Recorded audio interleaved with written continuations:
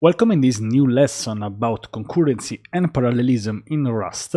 In the previous lesson, we introduced the concept and we made an example on how to create a thread. In this lesson, we'll focus on something a bit more advanced, and we'll see how to use message passing to transfer data between threads, so how threads can communicate. And the Rust's standard library provides a way to transfer data between threads using something called channels.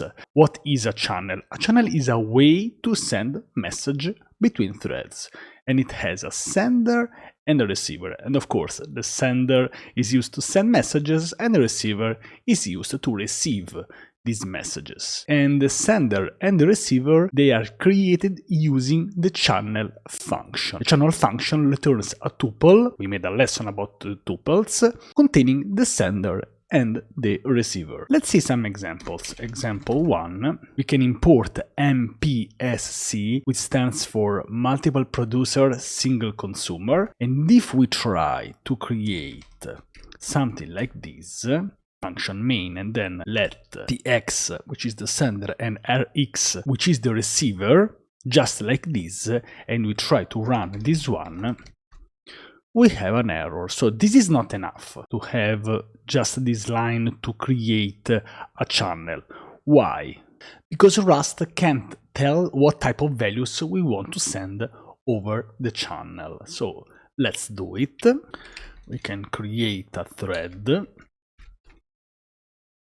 like this. We did this in the previous lesson, except for this part. If we try to run this one, we still get an error, failed to resolve the use of unresolved module or unlinked create thread. This is because we need to import it, of course. Let's try again. And now we see that this panicked. Why? Because we didn't set the receiver. Below, we can type let received rx recv.unwrap, and then we can print received. Let's try again. And here we can see the message sent from this thread to the other one here, so received colon. Now, what if we want to use this value after sending this on the channel? Let's try to print ln this one. Borrow moved value val, and this should remember us the lessons about ownership, because when we send this message using this channel, it gets ownership. And this is good because this prevents the thread to use this value after this has been sent here to the receiver. Let's see another example. I want to import std time duration because I want to send multiple messages. Let's create again a channel here, and then we can have a thread spawn move with some values.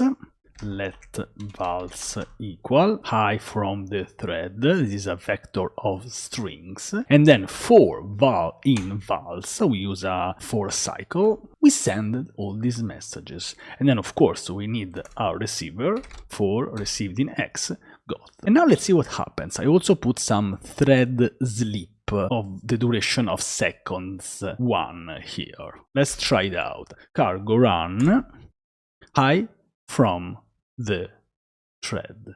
Okay, so this is how we can send multiple messages, for example, here with a pause of 1 second. Very simple and I think very effective. Now, can we have multiple producer and a single receiver? Yes, of course, this is an mpsc channel. So let's see if this does work. So let's create another thread here. Thread spawn move. Let's change the values.